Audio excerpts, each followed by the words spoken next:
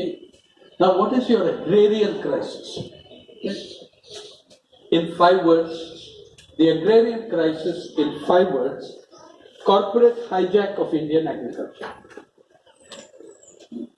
Every single sector of agriculture, except the direct ownership of land, and which land is being, there the Sarkar behaves like a real estate dalal of the corporate world, acquiring land for it.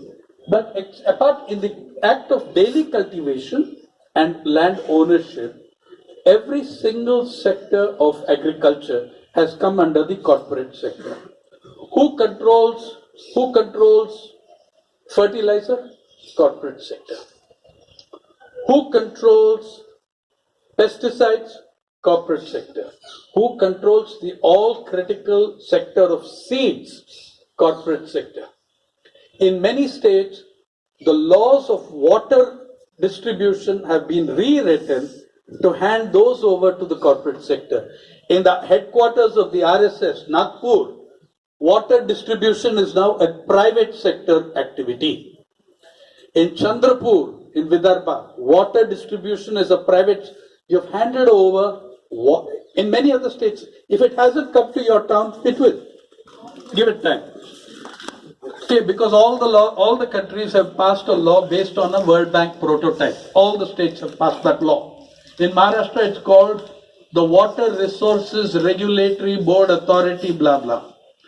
Andhra Pradesh, Mr. Naidu, of course, was the first to do these sort of things. So you have sector after sector coming under corporate control. And really, please note that your governments, your documents of government openly say, we need to get 40% of people out of agriculture. That was the famous McKinsey report, Vision 2020. It's available to you online, free. Download it, courtesy McKinsey, and read it. And by the way, every government that ever implemented that was defeated very badly in the next election, including Mr. Naidu, who had suffered the biggest defeat ever in Andhra in 2004. McKinsey, I call them McKiss of death. The agrarian crisis in 5 words, corporate hijack of Indian culture. How is this process achieved? What is the process by which this is achieved? How do you hand it over? Predatory, 5 words. Predatory commercialization of the countryside. All those transactions that took place between villagers, between farmers, which were of a non-commercial nature, exchange of seed, okay, barter, all these have been replaced by strictly commercialization of every step of production. Right? So the commercialization also comes in the name of the free market, in the name of freeing prices, market-based pricing, which allows for price gouging. So what happened? In 1 acre, this was done by policy, it was not due to drought or disaster. To cultivate 1 acre of cotton in Vidarbha in 2003, you have both irrigated areas of cotton and unirrigated areas of cotton. 1 area of unirrigated cotton land in Vidarbha in 2003, and I say Vidarbha because that is the epicenter in the world of farmer suicides. Okay, in 2003, 1 acre of unirrigated cotton cost between 2,500 and 4,000 rupees to cultivate. 1 acre of irrigated cotton cost between 10 and 12,000 rupees to cultivate. Okay, what is it now? Unirrigated area of cotton, 15 to 20,000 rupees to cultivate an acre of cotton. Irrigated 1 acre of cotton, 45,000 rupees and above. So the costs of cultivation have multiplied 5 times, while the farmers' incomes have stagnated and even fallen. Okay, farmers' income has not increased 5 times. Mr. Jetty says by 2022 it will double. he never tells you whether he means nominal income or real income. Nominal income, everybody's income will double by 2022 from 2014. Okay. Now, that the cost of seed went up between 300 and 700% per kilogram in many varieties. Local varieties of seed disappeared as Monsanto's, one company which controls 30% of the seed market.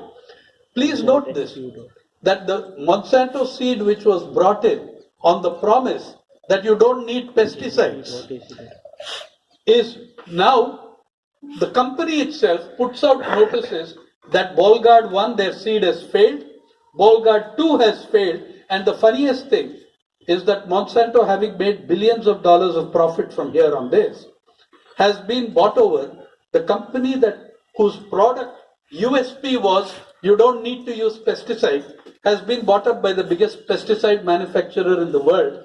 Monsanto is now owned by Bayer Limited of Germany. Okay. Every single input cost rose between 300, 400, up to 500%. Your farmers will tell you one word every farmer knows. They say DAP. What does it mean? Diammonia phosphate. Diammonia phosphate cost 120 or 160 rupees in 1991. It's now close to 1400 rupees a bag. In Maharashtra, it's 1350. That's a 50 kg bag. 50 kg bag. Diammonia phosphate from 120 to 150 rupees is today around 1400 rupees.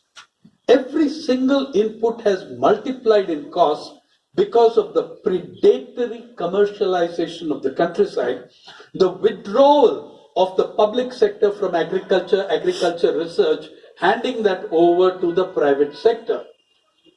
In what happens with the agriculture universities? In 1979, when I was in JNU, I had the pleasure of visiting the Punjab Agricultural University. One of the most interesting episodes in my life, which I always remember, standing in the corridor of the university, something like this.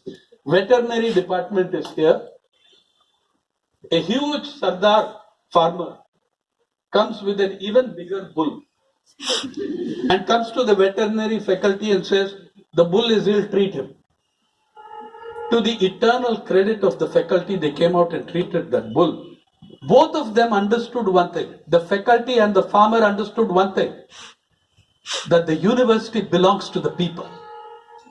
They understood that the university belonged to the community. The faculty were not fazed. They were not startled or surprised that they were being asked to treat the animal. They felt it was their duty to do so. Today, no farmer will go within 10 kilometers of an agricultural university. It's not for them.